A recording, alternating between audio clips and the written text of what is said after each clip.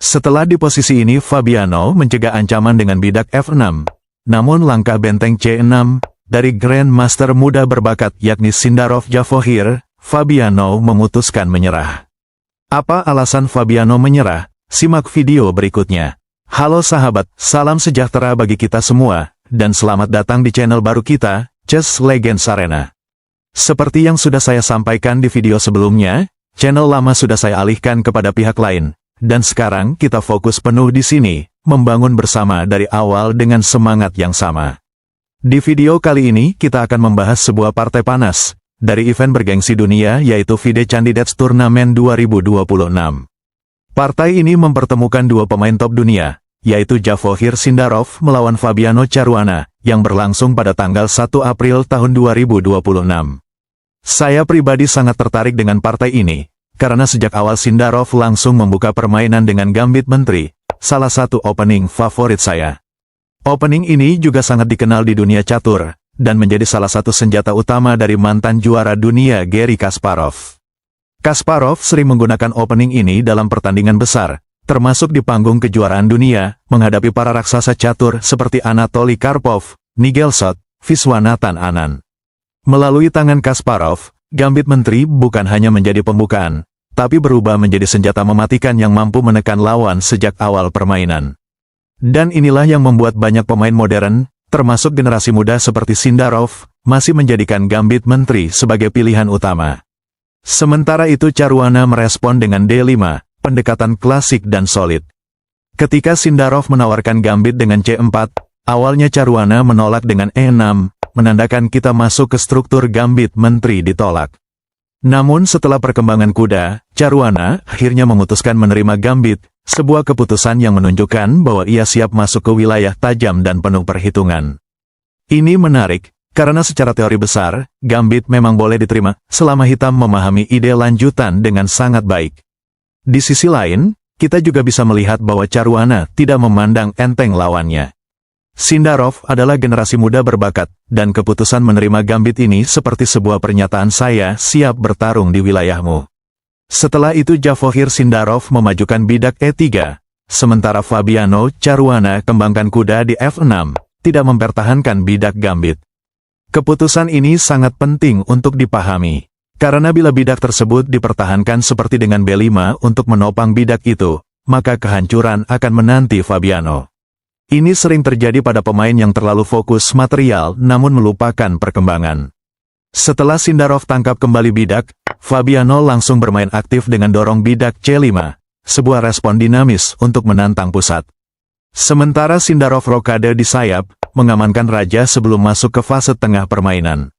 Fabiano kembangkan kuda ke C6, lalu Ratu Putih naik ke E2. Tujuannya sangat jelas, yaitu menghindari sejajar dengan ratu lawan dan sekaligus menekan bidak E6, bila situasi memungkinkan di kemudian langkah. Lanjut Fabiano dorong bidak A6, sebagai persiapan ekspansi berikutnya di sayap menteri. Sindarov kembangkan kuda C3, sementara Fabiano dorong bidak B5 sesuai rencana awal yang sudah ia siapkan sejak beberapa langkah sebelumnya.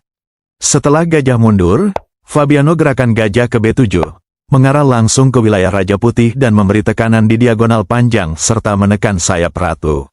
Sindarov tidak menunggu ancaman itu semakin besar, ia mencoba menetralisir dengan memajukan bidak A4, sebuah usaha untuk menghentikan struktur serangan hitam sejak dini.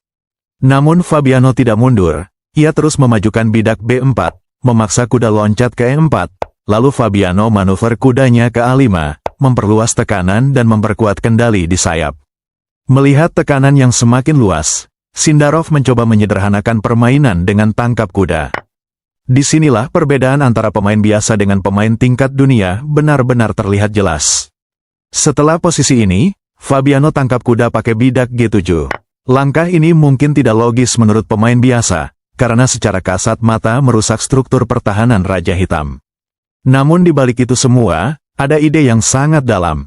Karena bila di posisi ini hitam tangkap kuda pakai ratu, memang terlihat lebih rapi dan solid, tetapi di sisi lain justru membuat perwira hitam menjadi pasif. Sementara setelah putih memajukan bidak tengah, pusat akan sepenuhnya berada di bawah kendali putih, dan ini jauh lebih berbahaya daripada sekadar struktur yang terlihat aman.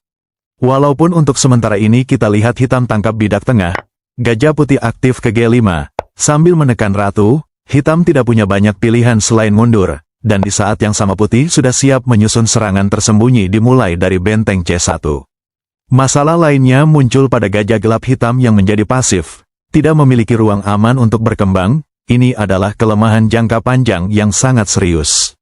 Sementara jika kita lihat rekomendasi engine, misalnya gajah gelap hitam aktif ke D6 atau dorong bidak F6, kedua pilihan ini pada akhirnya tetap akan menimbulkan masalah besar dalam posisi. Namun bila kita coba kalkulasi langkah yang terlihat lebih logis seperti benteng ke C8, maka putih dapat menukarkan benteng tersebut, dan setelah itu muncul ide pengorbanan gajah di B5 cek. Situasi menjadi semakin rumit, dan kemungkinan besar hitam akan menerima pengorbanan tersebut. Setelah itu muncul ancaman cek beruntun, dan ketika terpaksa diblok, ratu putih bisa masuk ke B8. Pada titik ini, riwayat hitam praktis sudah berakhir sampai di situ, nasi jadi bubur ayam hanya dalam beberapa langkah saja. Bila Anda memahami bagian ini, inilah alasan kenapa Fabiano tidak menangkap kuda pakai ratu. Ia melihat potensi jangka panjang yang jauh lebih berbahaya dibanding keuntungan sesaat. No way, bagian ini sangat penting untuk diamati. Karena dalam praktiknya, seringkali langkah yang terlihat tidak logis justru blunder, tetapi keputusan terbaik yang didasarkan pada pemahaman posisi yang lebih dalam. Lanjut dari posisi ini, Javohir Sindarov menangkap bidak kecil tersebut. Namun Fabiano Caruana tidak langsung membalas. Ia terlebih dahulu memainkan kuda ke B3, menekan benteng putih dan mencoba mengganggu koordinasi. Di sini Sindarov menunjukkan pemahaman yang sangat baik. Ia tidak menghindari ancaman, tetapi justru berbalik menekan dengan dorong bidak ke C6, sekaligus mengincar gajah milik Fabiano. Ini langkah aktif yang menjaga inisiatif tetap di tangan putih. Setelah itu Fabiano baru menangkap bidak kecil tersebut. Namun sekali lagi Sindarov tidak bermain pasif. Ia terus menekan dengan loncatan kuda ke D4, bahkan secara tidak langsung menggoda Fabiano untuk mengambil benteng.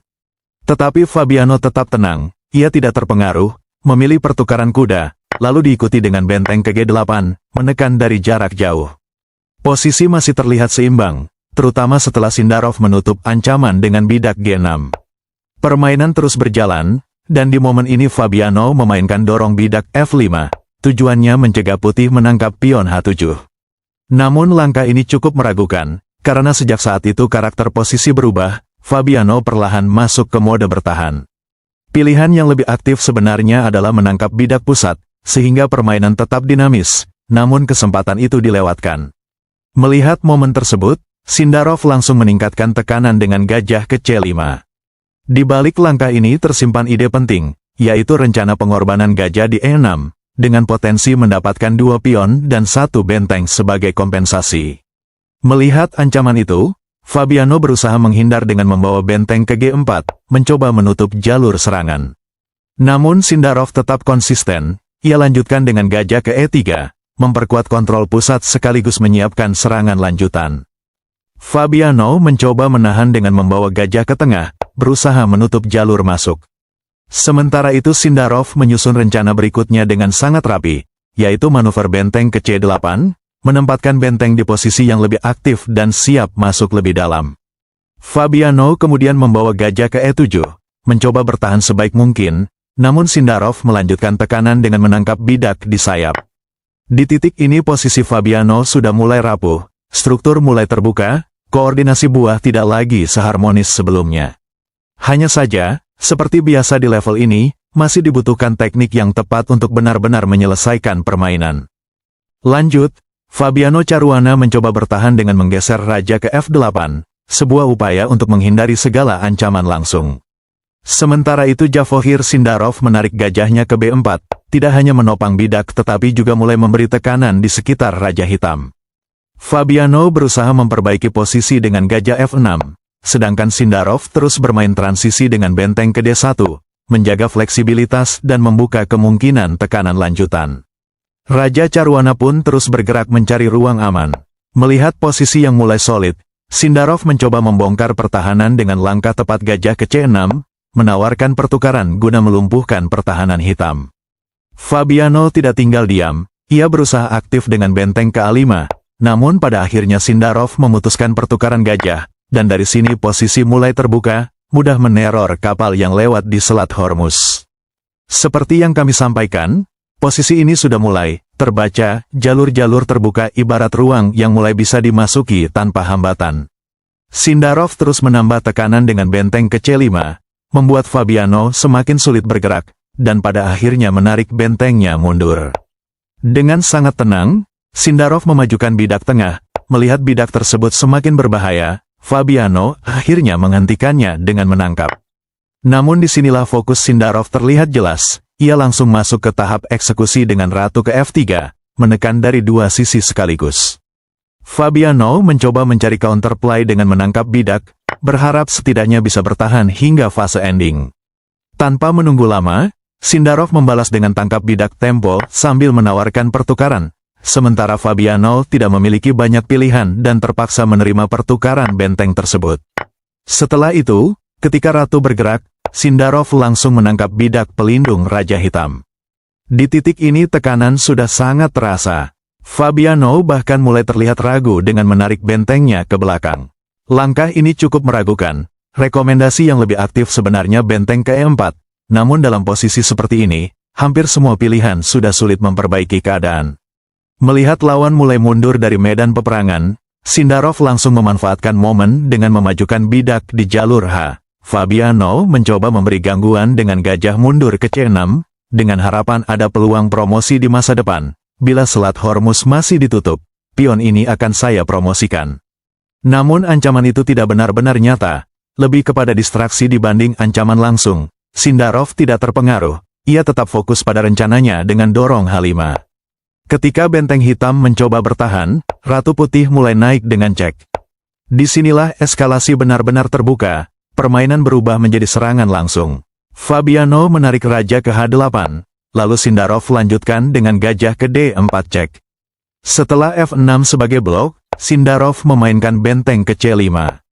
Langkah sederhana, namun menyimpan ide yang sangat dalam. Di posisi ini, Fabiano akhirnya memutuskan menyerah. Bukan hanya karena posisi sudah kalah, tetapi juga faktor waktu. Fabiano hanya memiliki sekitar 48 detik, sementara Sindarov masih memiliki waktu sekitar 42 menit. Dengan posisi yang sulit diperbaiki dan tekanan yang terus meningkat, keputusan menyerah menjadi pilihan paling realistis. Jika kita coba lanjutkan variasinya, misalnya gajah ditangkap, maka benteng Sindarov masuk ke C8, dan langkah berikutnya Ratu Hitam tidak dapat diselamatkan, akan tersesat di Laut California. Alternatif lain, jika mencoba bertahan dengan pertukaran di C6, Putih cukup menerima tawaran tersebut, hasilnya tetap sama, tidak mengubah keadaan.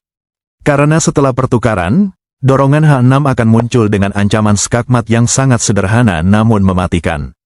Jika Ratu Hitam mundur untuk bertahan, maka Ratu Putih masuk ke E6, ancaman kembali muncul dengan pola yang sama.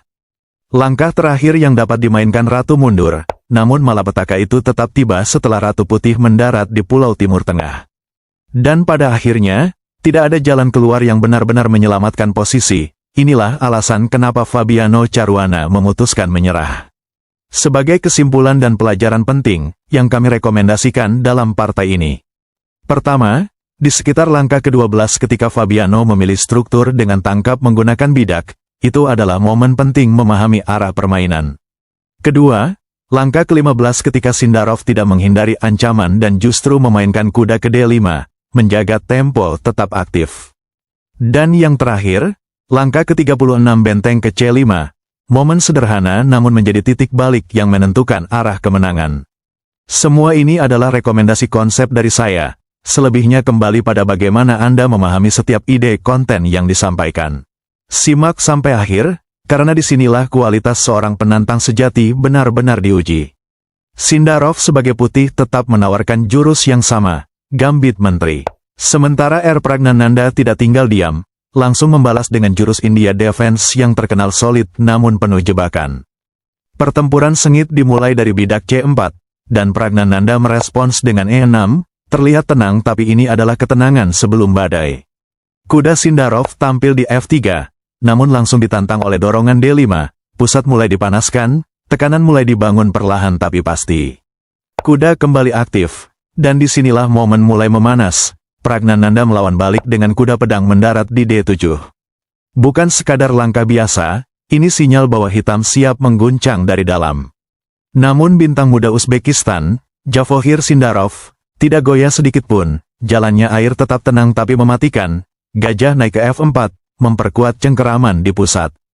Tapi Pragnananda langsung menyambar. Gajah meluncur ke B5, yang mulai mengikat pergerakan putih. Situasi memanas, tensi meningkat, dan tanpa banyak pilihan, Sindarov akhirnya memutuskan pertukaran di pusat, mencoba melepaskan diri dari cakar elang yang sudah mulai mencengkeram kuat posisi putih. Permainan berlanjut, Sindarov menopang pusat dengan bidak E3, langkah aktif, bukan sekadar bertahan tapi investasi jangka panjang.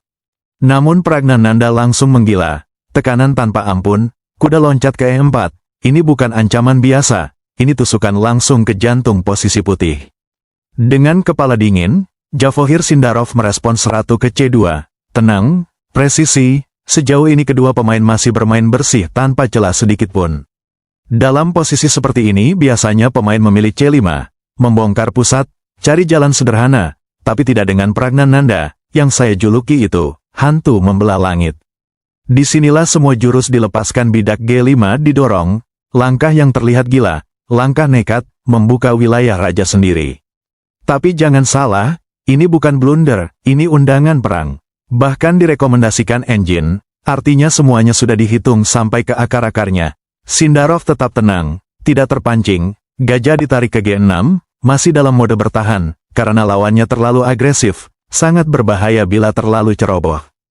Dan benar saja, tanpa rem, Pragnananda lanjut H5, seolah membuka pintu neraka, silakan masuk kalau berani, kamu akan ku gantung hidup-hidup.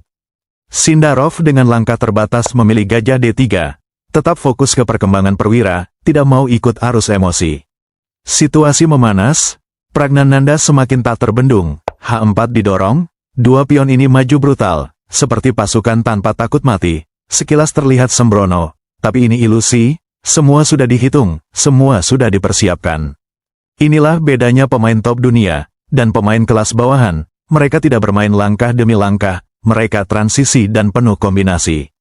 Tekanan mulai mencekik posisi putih, Sindarov akhirnya membalas, pertukaran dimulai, dengan gajah ditukar dengan kuda, lalu ratu masuk, tangkap bidak tengah sambil cek. Situasi memaksa, Pragnananda harus menggerakkan raja, hak Rokadeh lenyap di tengah permainan, pertempuran berubah liar.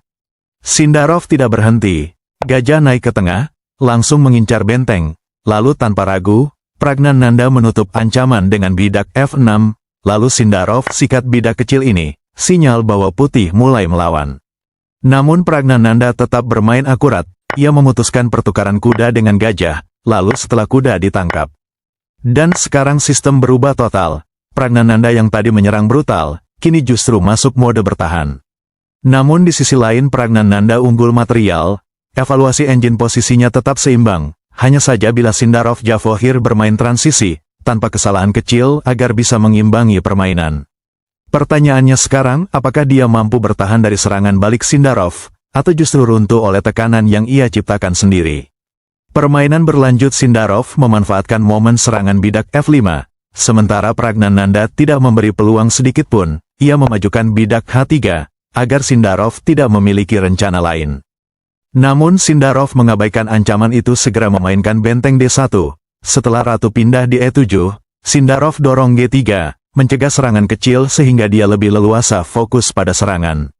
Pragnananda melihat posisi putih yang semakin solid, ia menangkap bidak ini. Namun Sindarov tidak tergoda memutuskan rokade, sehingga benteng dia lebih aktif yang menyerang sekitar raja Pragnananda. Namun dengan tepat Pragnananda memajukan benteng di H6, bersiap menahan tekanan. Setelah Sindarov tangkap bidak sambil cek, raja pindah di G8, lalu benteng pindah di F1, fokus memberi tekanan hebat karena dia sudah tertinggal material. Disinilah awal kesalahan besar itu muncul, di mana langkah terbaik seharusnya gajah naik di E6. Dengan langkah tersebut, bisa menopang F7, dan jalur sepanjang fail D, terbuka sehingga ada peluang kecil untuk menyerang balik. Namun di mana pada langkah aslinya Pragnananda gerakan gajah ini naik ke D7, sebuah langkah yang mengubah arah permainan secara drastis. Maka dari situ Sindarov memanfaatkan momen itu, membawa bentengnya naik di F7, langsung posisi Pragnananda runtuh seketika. Setelah posisi ini terjadi, pilihan Pragnananda terbatas, karena apabila dia menolak menukar ratu dengan kompensasi 2 benteng. Misalnya ia memainkan ratu E6, sambil menopang gajah yang lagi terancam, akan dibalas benteng F6, sehingga ratu tidak bisa lari, karena di balik itu benteng milik hitam lagi rawan. Maka keputusan bertahan wajib menangkap benteng, putih ambil kembali sambil menekan posisi ratu, dan ratu wajib bergerak. Langkah berikut putih memainkan ratu C4 cek, setelah raja ke G7, ratu pindah di H4, ancamannya sangat jelas kawan, ingin ke H6, sekarang bila raja mundur ke G8, tentu putih memainkan ratu G5 cek. Dan langkah berikutnya, riwayat hitam tamat sampai di situ, ini justru jauh dari perkiraan. Inilah alasan kenapa Pragnananda tidak menempuh perjalanan tersebut, bila ada teman-teman yang kurang mengerti. Sedangkan pilihan yang kedua bila kita coba, di posisi ini Pragnananda mempertahankan permainan ratu G6, tentu benteng menangkap ratu, dan seterusnya, ini hanyalah masalah teknis, yang begitu mudah menyelesaikannya, bahkan di level kelas ikan mujair sekalipun. No way, mari kita kembali ke partai kedua pemain. Dalam permainan sebenarnya Pragnananda pada akhirnya menukar ratu dengan kompensasi 2 benteng, sehingga permainan masih bergulir panjang. Bahkan bila Sindarov ceroboh sedikit saja, maut bisa menggantungnya hidup-hidup. Kita lihat setelah Sindarov hanya mengandalkan ratu, sementara prajurit hitam masih banyak pasukan aktif yang berkeliaran. Dan usaha kerja keras Sindarov hanya mengandalkan ratu F4 cek, lalu Pragnananda raja G7, ratu naik ke G5 cek kembali. Setelah raja terpaksa pindah di H7, Sindarov memindahkan ratu ke E7, setelah raja turun jabatan. Pada akhirnya, satu orang pejabat Konoha itu ditangkap oleh Grandmaster Sindarov. Namun, sekarang masih ada 2 pejabat Konoha berkeliaran, namun masih membutuhkan proses panjang sehingga perlu ahli politik yang jujur untuk menyelesaikannya. Namun Pragnananda berusaha keras menipu situasi memainkan benteng F8, Sindarov menarik ratunya ke G4 cek, raja pindah di H8. Sindarov dengan sabar memajukan bidak A4, sementara Pragnananda dorong A5, hentikan kelanjutan bidak tersebut. Permainan berlanjut G4, benteng mundur, bidak tengah mulai maju, Pragnananda mencoba hentikan hal itu dengan benteng E8, sementara Sindarov menangkap bidak kecil ini, menangkap satu persatu prajurit hitam yang bisa saja memicu masalah ke depan. Sementara Pragnananda tidak tinggal diam dorong bidak B6, dan ratu E5 cek, raja G8, masih dicoba mengganggu situasi hitam ratu G4 cek, diblok pakai benteng, ratu pindah di F5. Benteng pindah setelah itu di E7, memastikan bahwa tidak ada serangan tak terduga, ratu mundur sambil cek, raja pindah ke F8, pada akhirnya Pragnananda menangkap pion kecil yang mengganggu sejak dari awal. Melihat pionnya satu persatu disita oleh KPK, Pragnananda tidak tinggal diam. Ia langsung melawan balik dengan menangkap bidak di E6, sebuah respon aktif yang menunjukkan bahwa ia tidak ingin ditekan lebih jauh. Perlu diingat sahabat, dalam banyak kasus posisi seperti ini biasanya menguntungkan hitam bila jumlah pion lebih banyak, apalagi didukung 2 benteng yang aktif. Namun situasi di partai ini berbeda. Putih justru memiliki jumlah pion lebih banyak, dan disinilah letak poin pentingnya. Dalam kondisi seperti ini, kekuatan tidak lagi sekadar dihitung dari perwira 2 benteng melawan 1 menteri, tetapi dari potensi pasukan pion, yang bisa berubah menjadi ancaman nyata, menuju pengadilan terakhir. Artinya, penilaian posisi bergeser. Bukan siapa yang punya perwira lebih kuat, tetapi siapa yang memiliki struktur pion lebih sehat dan peluang promosi lebih besar. Inilah kenapa dalam praktik, Javohir Sindarov harus sangat berhati-hati, karena keunggulan material tidak selalu menjamin kemenangan jika struktur pion kalah kualitas. Jadi bila Anda menemukan posisi serupa dalam permainan Anda, jangan terburu-buru membawa ke babak akhir, sebelum terjebak dalam situasi makan siang gratis. Permainan berlanjut benteng naik ke E7, Sindarov mulai mendarat ratu di H8 cek, memaksa raja naik untuk menginjak pintu neraka. Secara perlahan namun pasti, Sindarov memajukan pasukan kecilnya, namun Pragnananda berusaha keras semaksimal mungkin benteng E4, memberi ancaman kedua bidak sekaligus. Sindarov tidak membiarkan benteng itu merajalela terlalu jauh, ia memainkan ratu H5 cek, sambil menopang pion dia yang lagi terancam. Setelah raja bergerak, ratu cek, raja kembali bergerak, Sindarov secara perlahan majukan rajanya, bahkan raja di posisi rawan sekalipun, harus ikut terlibat dalam peperangan terbuka, karena krisis ekonomi global sudah tak bisa dibendung lagi, perubahan harus terjadi. Pragnananda membalas tangkap bidak ini, namun Sindarov mulai hidupkan pion lewat H4, benteng mundur memberi ancaman nyata, Sindarov dengan tenang maju di H6, lalu benteng kembali di E5, ratu cek, raja pindah di F8.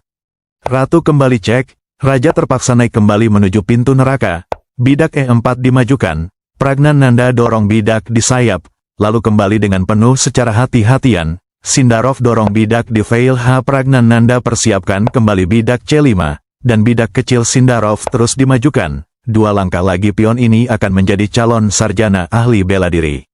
Benteng milik Pragnananda mencoba hentikan, sementara Sindarov manuver ratu D8, tujuannya mempersiapkan bidak tersebut menjadi calon-calon sarjana, membasmi para koruptor di Konoha. Namun Pragnananda tidak pernah berhenti sampai di situ, masih mencoba berusaha keras benteng naik di G8. Setelah jawaban ratu D5, di langkah 53, Pragnananda memutuskan menyerah. Karena hampir tidak ada pilihan yang bisa memungkinkan, sementara bidak Sindarov terus maju tanpa bisa dihentikan. Misalnya kita lanjutkan benteng blok, maka pion ini terus dimajukan, sementara 2 bidak hitam di sayap sangat rawan dari tekanan ratu. Namun sebelum kita menutup pembahasan, ada satu momen yang cukup menarik dan sedikit meragukan. Saya akan bantu menjelaskan secara teknis sederhana. Kenapa di posisi ini Grandmaster Pragnananda tidak menangkap bidak di E5, padahal sekilas terlihat gratis dan sangat menggiurkan? Jawabannya justru ada pada kesederhanaan penyelesaian yang akan didapat oleh Javohir Sindarov.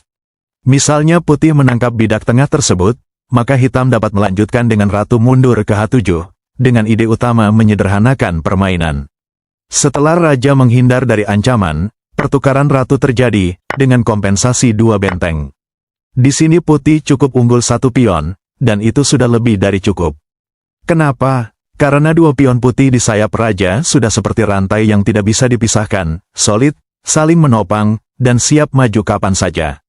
Sementara di sisi lain, walaupun hitam memiliki 2 pion di sayap ratu, itu tidak cukup berbahaya. Raja putih tinggal mendekat, dan kedua pion tersebut bisa dihentikan dengan mudah. Contohnya, jika raja hitam naik ke D7, maka raja putih cukup masuk mendekat. Ketika pion maju, raja putih masuk ke C5, dan di titik itu kedua pion hitam sudah dikunci mati. Hasil akhirnya jelas, promosi pion di sayap raja, dan permainan selesai secara teknis sederhana. Inilah alasannya, kenapa Pragnananda tidak tergoda mengambil pion E5, karena sekali saja masuk ke jalur itu, penyelesaian bagi putih menjadi sangat sederhana dan hampir tanpa risiko. Sekarang kita lihat sisi lain. Jika struktur pion putih sedikit berubah, misalnya 1 pion belakang hilang, maka posisi yang sama bisa berubah menjadi draw. Inilah perbedaan halus yang harus benar-benar dipahami, bukan sekadar dilihat sekilas. Namun ada satu kesalahan klasik yang sering terjadi dalam praktik, terutama sering dialami pemain menengah. Hitam masih merasa ada peluang menang, karena keserakahan manusia terkadang belum puas hasil draw, lalu memaksa kemenangan, dengan memainkan raja ke F7, untuk mengejar pion. Disinilah bencana dimulai. Karena alih-alih draw, posisi justru berubah menjadi kemenangan bagi putih. Raja hitam akan tertinggal jauh, sementara raja putih lebih cepat menekan pion di sayap ratu. No way, seharusnya hitam tidak serakah. Jalur terbaik adalah menerima kenyataan dan memilih hasil imbang, misalnya dengan dorongan bidak C5. Setelah raja putih mendekat, lanjutkan B4, dan posisi akan mengarah ke draw yang bersih. Inilah yang sering menjadi kesalahan teknis pemain level menengah. Di posisi imbang, mereka masih mencari kemenangan, dan keserakahan kerangka berpikir. Padahal dalam catur tingkat tinggi, keputusan terbaik bukan selalu menang, tapi tahu kapan harus berhenti dan menerima hasil yang objektif. Sekarang kita masuk ke posisi ketiga, perbedaan pola yang sering tidak disadari oleh banyak pemain. Walaupun secara materi putih unggul 1 pion, dalam struktur tertentu seperti ini justru hasilnya tetap draw, dan tidak bisa dipaksakan menang. Disinilah jebakan psikologis sering terjadi. Sangat penting untuk didalami, pemain putih merasa di atas angin, mulai bermain terlalu agresif, terlalu percaya diri, meraih kemenangan. Seringkali kesadaran itu datang terlambat, saat posisi sudah tidak bisa diselamatkan lagi. Namun bagian ini memang tidak saya bahas terlalu dalam di video publik, pembahasan lengkap, termasuk pola teknis, cara bertahan, dan cara mengkonversi posisi seperti ini, sudah saya siapkan khusus di video pelanggan channel kami. Harganya tidak seberapa, hanya sekitar Rp10.000, ibarat 2 batang rokok gudang garam merah, atau 1 cangkir kopi. Tapi nilai yang Anda dapatkan bisa menyelamatkan banyak pertarungan Anda di lapangan. Jika Anda benar-benar seorang petarung di papan catur, ini bukan sekadar tontonan, ini investasi untuk kemenangan Anda ke depan. Jangan tunggu sampai terlambat, putus riwayat lawan Anda, sebelum mereka yang memutuskan permainan Anda. Oleh karena itu kami mengucapkan sekian dan terima kasih, kami tunggu Anda di sana. Salam hormat kami, salam satu perjuangan, dan salam satu papan.